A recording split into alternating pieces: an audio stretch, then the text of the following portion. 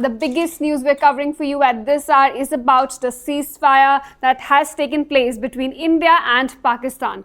Now, this comes after days of hostilities, days of ceasefire violations, days of terror strikes and counterattacks. And this was announced by none other than US President Donald Trump. So joining me on the broadcast is Rohit Sharma, political analyst. He's joining me from the US. So thank you, Rohit, for joining us here.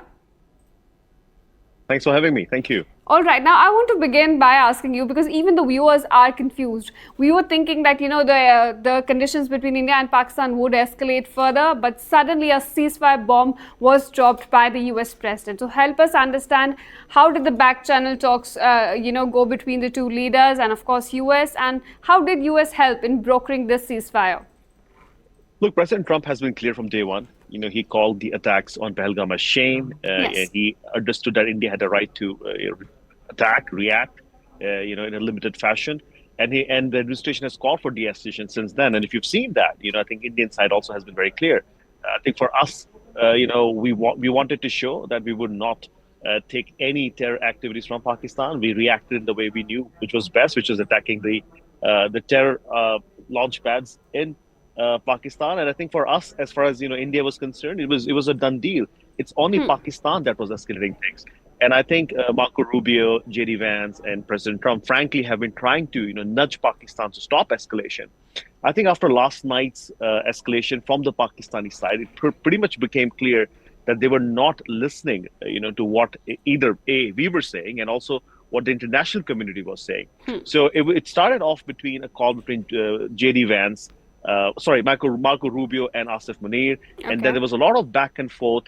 And I think once they were able to convince Munir that this is not going to end well, not only for Pakistan, but also for the region, I think once they had that settled, they came back to the Indian side and said, hey, look, Pakistan is going to do the ceasefire. Now, from India's perspective, I think we already said that in our briefing that, if they retaliate, we will have to act. So I think it sort of is a little, the US was trying to do what it was trying to do on the background, but as far as I think India was concerned, we handled it, in a very proper way. And from all the looks of it, from all the optics that we could see, it was already heading towards de-escalation, because even the Pakistani side said, if India does not do anything now, we will not react. So it could, there is a US angle to it. But from what I've learned through the sources here, I think it was already headed towards de-escalation, and President Trump has actually taken a lot of credit for doing this. Now we'll have to wait and watch, what happens with the Pakistani side. We obviously can't trust them, because the Indian line is to say that if there's another set of attack, we'll probably use this, or we will have to react, right? Yes. So we'll have to wait and watch how that pans out. But for now, I think Americans woke up to President Trump claiming that he's been able to achieve peace between India and Pakistan. Exactly. You said that US wanted de-escalation from the very start, but initially the statement that had come out from Vice President JD Vance was that it is not their war. They are not interested in it. So then what was the change? Like, how did the change come in? I think the world was able to see, how this could escalate into something bigger. And also you have to understand, right? India is seen as a responsible state. India is seen as somebody that, the world community can rely on. However, Pakistan is not seen as that reliable, especially given the fact the statements that were made by Asif Munir, the fact that, he said certain things, the fact that Pakistanis were sort of trying to, play smoke and mirrors with, oh, we are not associated with terrorism. If you go to the readouts specifically that it was issued by Marco Rubio, he's asked them multiple times to stop supporting terrorism. Yes. And I think at one point in time, it appears to us, although, thousands of miles away from India, that the Pakistani side was unreliable, and Americans felt that they had to step in before it could become a broader escalation. Again, I have to really, sort of keep emphasizing on the fact that from India, we knew what we wanted to do. We wanted to hit military targets. We wanted to hit terror camps. On the Indian side, Pakistanis do not India does not sponsor terrorism. India does not have terror pads. So the only thing Pakistan could have done is hit civilians, right? And I don't think that would have ended well for Pakistan. And I think that's where America was like, all right, we got to step in and start making more sense to these generals in Pakistan who control the government and could lead to an escalation of war that frankly would not have ended well for Pakistan. Exactly. You mentioned that Trump took a lot of credit and Americans woke up to this announcement. I want to ask something on this line as well. That when we see the statement that has come from New Delhi's side, they clearly mentioned that the talks were direct, they were bilateral.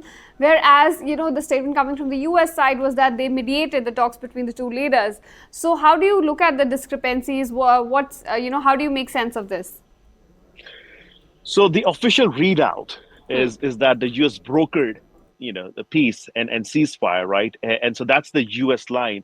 From what you've told us in New Delhi, from what I've heard from my friends in New Delhi, it seems like the Pakistanis wanted to have, I mean, directly talk to the Indians. They were trying to do that, and we've done that. And if you look at the history of both the sides, we've always, handled these things bilaterally. So the U.S. may have, moved, some puzzle pieces of puzzle here and there, but looks like, from the looks of what New Delhi is saying, it was bilateral. Also, the fact that Ishita, the US side says there's going to be talk at a neutral venue. We do not see that from the Indian side. It is a bilateral issue.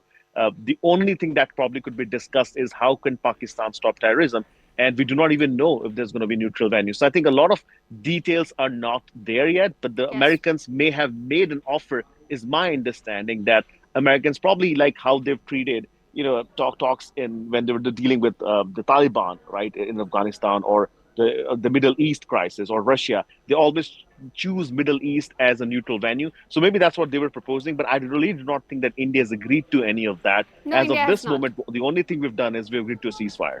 Yes, because India has said that no discussions will be held on any other issue or any other place.